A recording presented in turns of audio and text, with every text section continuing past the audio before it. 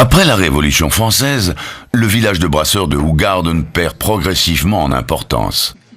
L'amélioration du réseau routier et la popularité de la bière Pils accentuent la concurrence. La plupart des brasseries restent toutefois actives jusqu'à la Seconde Guerre mondiale. En 1937, Hoegaarden en comptait encore 4. La brasserie Lorirs en était la plus importante. Elle brassait notamment la célèbre bière Hoegaardse Das. Elle ferma ses portes cependant, elle aussi dans les années 60. Le dernier fût de l'authentique bière blanche typique de Hoegaarden avait quant à lui déjà quitté la brasserie Thomsen en 1957. Le brasseur Louis Thomsen avait en effet atteint un âge vénérable et décidé de cesser ses activités. Le voile tombait ainsi sur plus de 600 ans de tradition brassicole.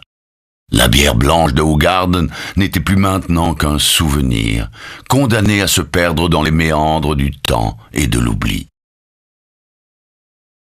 C'était sans compter sur Pierre Célis, le jeune voisin de Thomsen.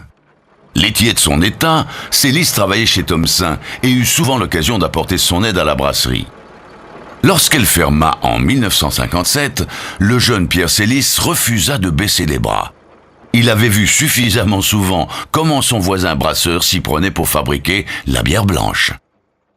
Derrière le laitier se cache déjà un entrepreneur curieux d'expérimenter. Seul problème, Thomsen, son voisin, refuse de livrer le secret de sa blanche.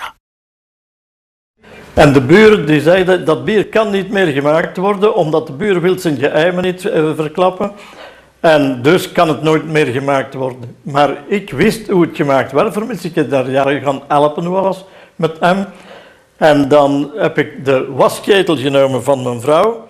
Ik heb die schoon proper gemaakt. En daarin heb ik feitelijk 200 liter kunnen maken. En dat is feitelijk het echte begin geweest van de heropleving van het wit bier van Hoegaarden. Pierre Célis présente sa première bière le 13 mars 1966. Le résultat est stupéfiant. La bière blanche de Hoegaarden vient de renaître de ses cendres. Tout le village pousse un soupir de soulagement.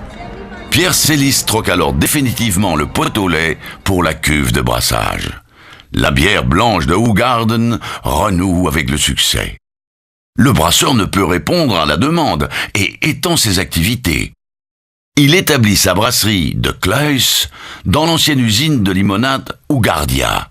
Mais le sort s'acharne en 1985.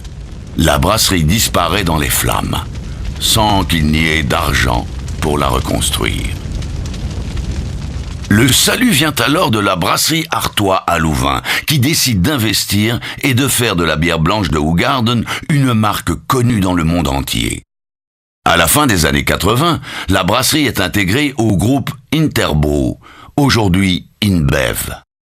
Cette extension de taille a permis à la bière blanche de Hoegaarden de s'exporter dans une multitude de pays, aux 4 coins du monde, et au petit village Esbignon de devenir célèbre de l'Australie au Canada.